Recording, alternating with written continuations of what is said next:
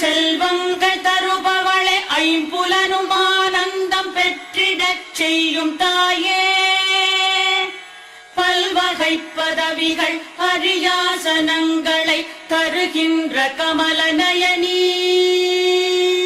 அல்லல் வினைகளை போக்குபவளே எங்கள் அஞ்ஞானம் நீக்குபவளே செல்வியே தொழுகிறேன் உன்னையே அன்னையே என்னையே என்றும் காப்பாய் கனகமழை பொழிகின்ற காருண்ய மேகமே லக்ஷ்மியே வந்தருள்கவே